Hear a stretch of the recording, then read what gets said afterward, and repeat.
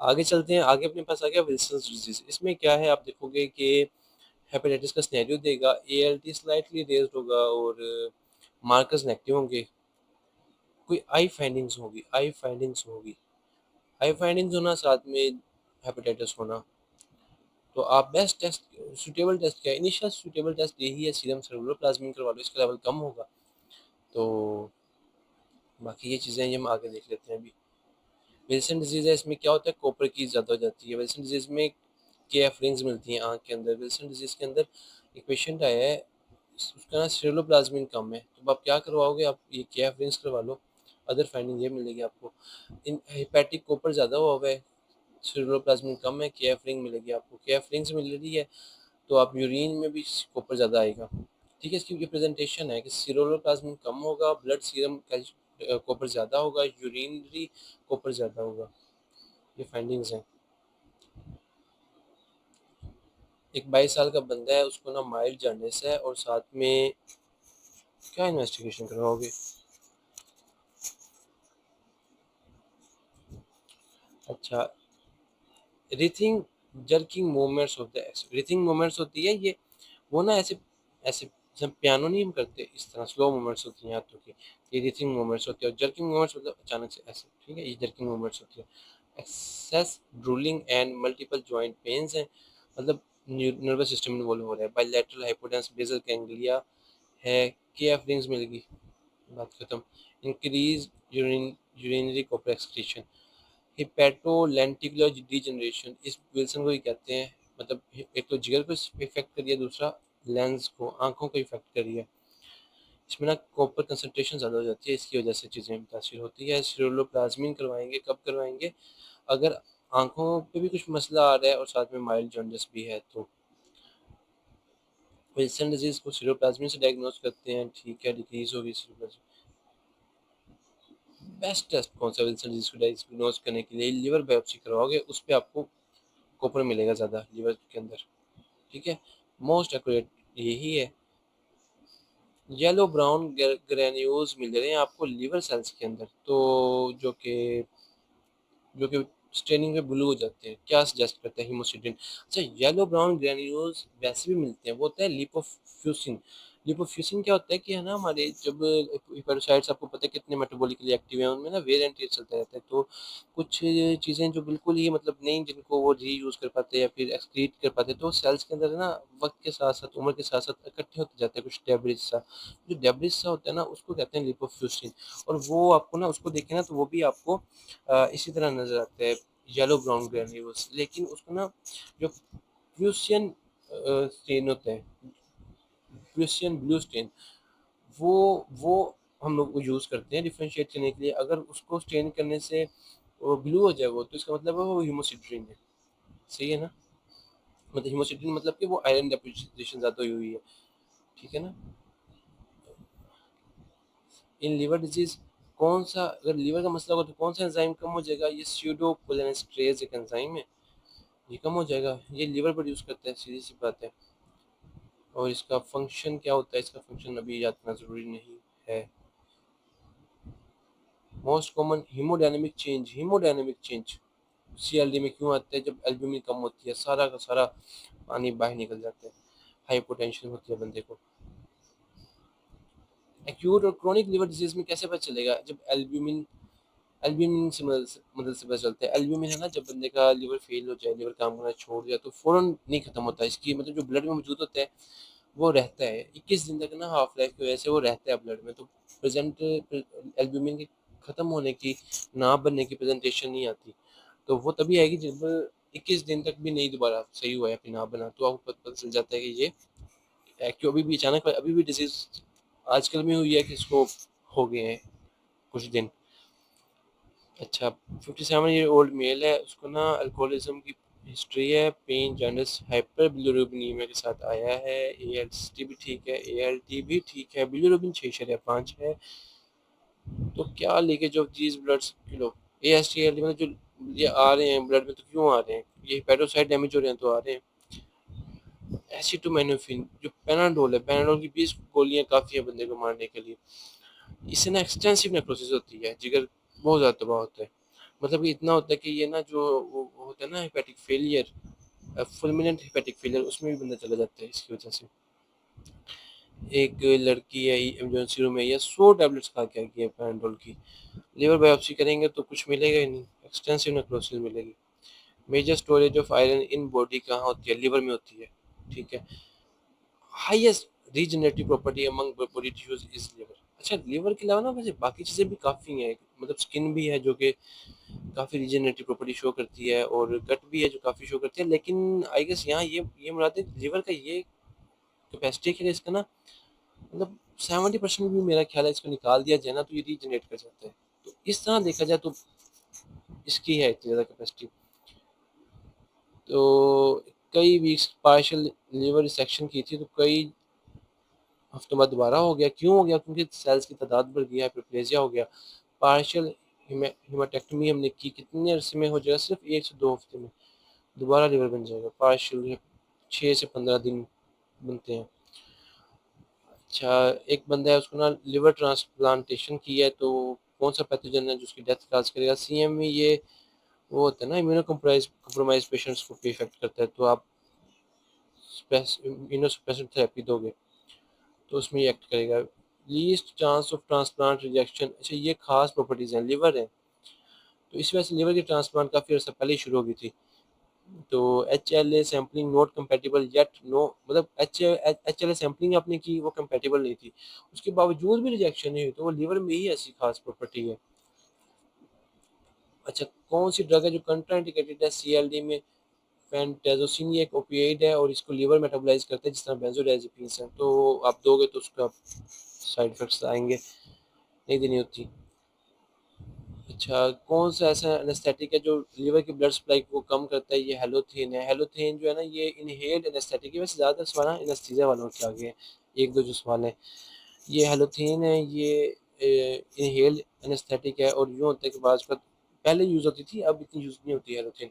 तो जो ऑपरेशन के ना 1-2 दिन बाद मरीज आया तो था जॉन्डिस के साथ। Which drug can be used to patient pre-operatively with liver decompensation? अब ये बात समझ में नहीं आती कि लिवर पहले डिकम्पेंसेटेड है, ठीक है, तो आपने लिवर ऐसी चीज़ें नहीं देनी जिससे लिवर करता हो metabolise.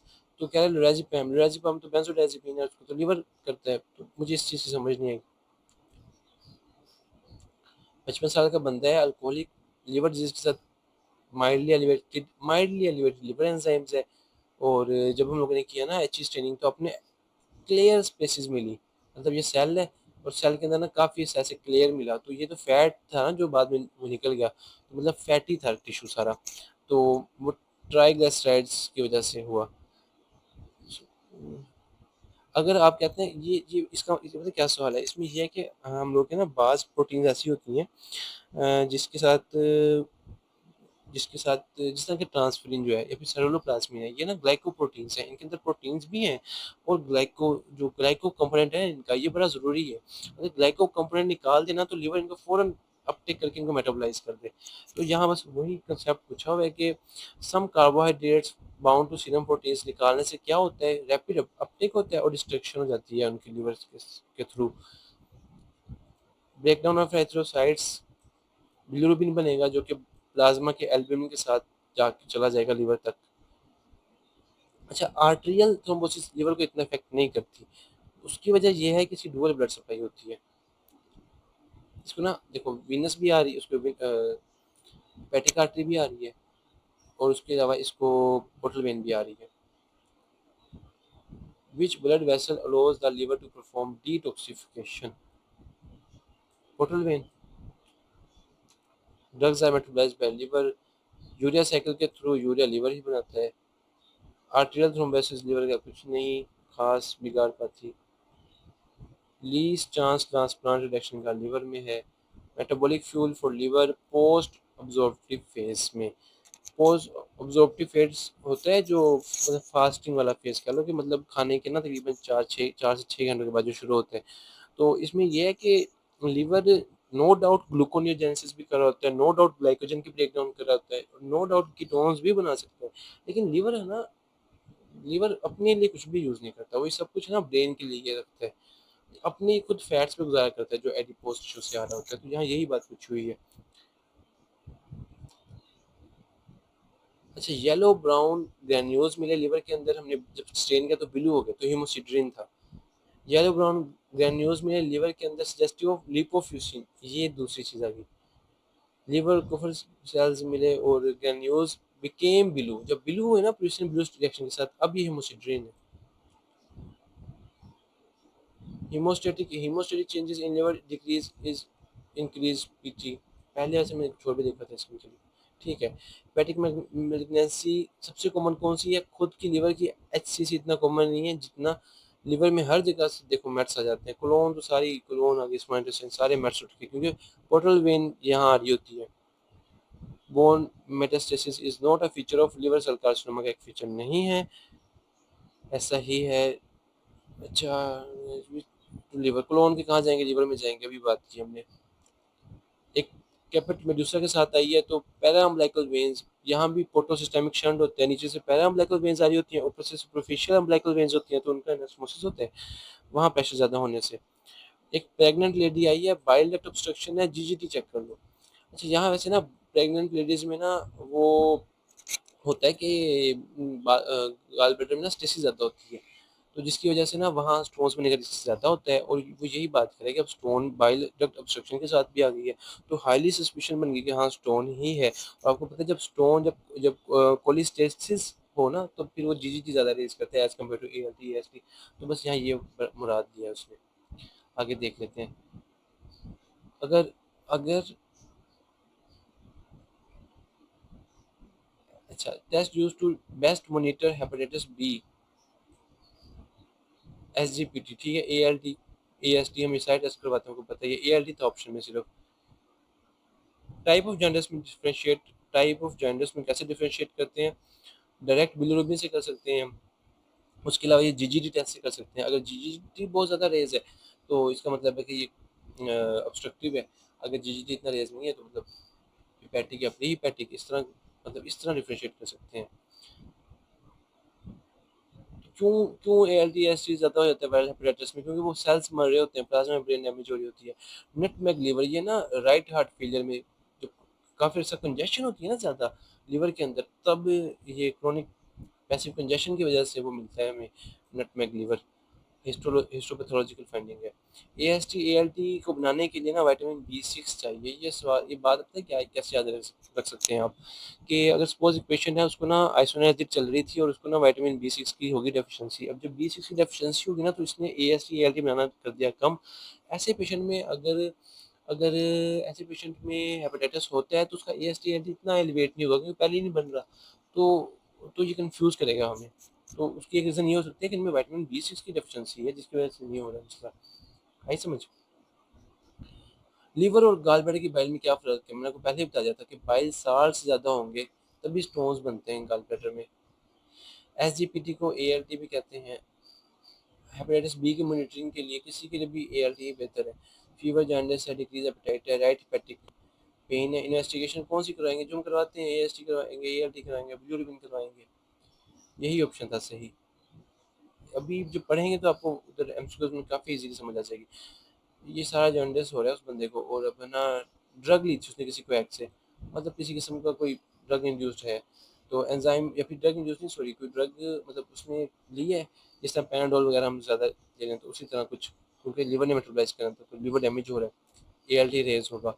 Same scenario, same scenario, same scenario. अच्छा, ये एक प्रेग्नेंट फीमेल आ गई, या बिलियरी कोलिक या रैश है, कोलिथियासिस है, जो इजीजी ज़्यादा होगा। Same scenario, same scenario, same scenario.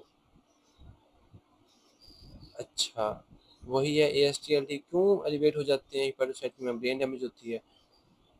Biliary obstruction में एंड पेरिकाइमल नेक्रोसिस में will be raised in, ALP raise होगा ऑप्शन में, ये होगा। मतलब इतना परेशान नहीं होना कि कैसे किया जा रहा है। वैसे बिलियरी ऑब्स्ट्रक्शन में एएलपी और जीजीटी रेज होते हैं ना, हमें पता है, लेकिन पेरिकाइमल नेक्रोसिस में तो लिखा है उसने, तो उसमें तो फिर एएसटीएलटी होना चाहिए, लेकिन ऑप्शन में नहीं होगा।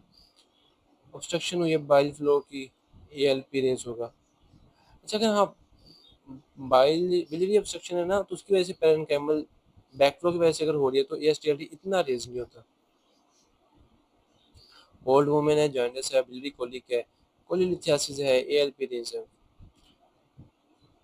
अच्छा, टाइप्स ऑफ जॉन्डिस में कौन सा टेस्ट डिफरेंशिएट करता है? जीजीटी ऑप्शन में था और यही बेस्ट बनता है।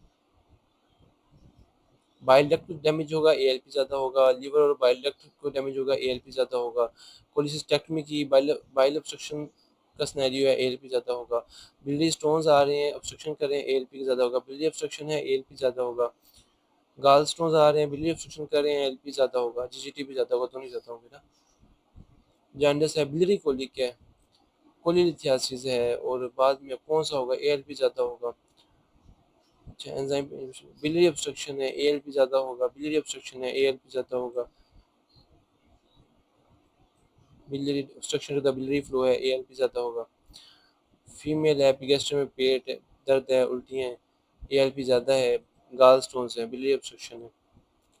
पैलर है, राइट हेपेटोमेट्रियम में डीप जॉन्डिस है, एएलपी ज़्यादा है। पिगमेंट स्टोन्स, अच्छा ये देखिए, ये देखने वाली बात है, एचबी कम है। एचबी स्टोन्स दो तरह के होते हैं, पिगमेंटेड होते हैं, नॉन पिगमेंटेड होते हैं। नॉन पिगमेंटेड मोस्ट कॉमन है, जो कोलेस्ट्रॉल स्टोन्स होते हैं। पिगमेंटेड में अपने पास ये जो बिलीरुबिन की वजह से बनते हैं ना, ज़्यादा हिमोलिसिस हो उसकी वजह से, तो उसमें आते हैं पिगमेंटेड स्टोन्स।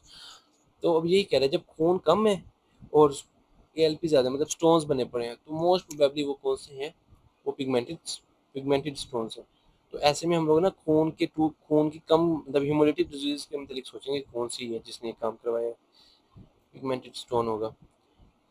एल्कलाइन फॉस्फेट ज़्यादा है, हीमोग्लोबिन कम है, तो पिगमेंटेड स्टोन है। क्रोनिक अनीमिया है, एएलपी ज़्यादा है, एचबी 7 है, पिगमेंटेड स्टोन्स है। ये मतलब हाईएस्ट सस्पिशन हम ये रखेंगे। ये भी हो सकता है कि वैसे अपने को अनीमिया, औरतों में वैसे अनीमिया होते हैं, साथ में स्टोन हो गया। औरतों में स्टोन कॉमन है, फैटी 40-50 वो वाला जो था। तो ज़रूरी नहीं है, लेकिन आप रखोगे एक सस्पिशन कि यार ये हो सकता है रीज़न, खास तौर पे अगर अनीमिया जल्दी हुआ हो। अच्छा, एएसटी, एआरडी, सीआरडी में, अच्छा मेलरी बॉडीज जो होती है ना, ये अपने पास आती है जो अल्कोहलिक्स होते हैं ना, उनमें। तो मेलरी बॉडीज आती हैं, उनकी हेपेटोसाइट्स में मिलती हैं। अच्छा, enlarge fluid extensive from enlarge liver है, एएसटी ज़्यादा है, एएलटी भी ज़्यादा है, एएलपी इतना ज़्यादा नहीं है। अल्कोहलिक, अच्छा देखो, एएसटी ज़्यादा है as compare to ALT. AST का ज़्यादा होना और एएलटी सी आपको पता है कि किस में होता है? लीवर में। ठीक है, फिर अपने पास आ गया कि सॉरी, अल्कोहल में, अल्कोहल इनटेक में। अच्छा, हाँ, ये कहते हैं मेलरी बॉडीज मिली हैं, और मेट्री बॉडीज के साइटोप्लाज्म में ना इंटरवोवन बंडल्स हैं किसी चीज़ के। वो क्या चीज़ है? वो इंटरमीडिएट फिलामेंट्स होते हैं, इंटरमीडिएट फिलामेंट्स होते हैं, याद करने वाली बात है। अच्छा, पेन हेपेटिक एनकेफलोपैथी में चला गया, वो भी ग्रेड 4 मतलब कि कोमा। तो पैराडोल आपको पहले ही बताया था मैंने। अच्छा, आहिस्ता आहिस्ता दिन में 6 गोलियां खाने में वक्फे वक्फे से कुछ नहीं होता, तो छोड़ नहीं देनी, मुराद है कि इकट्ठे नहीं खानी। क्रोनिक अल्कोहलिज्म है, एब्डोमिनल पेन है, सीरम माइलेज देखो कितना ज़्यादा है। माइलेज ज़्यादा है, एक्यूट पेनक्रेटाइटिस।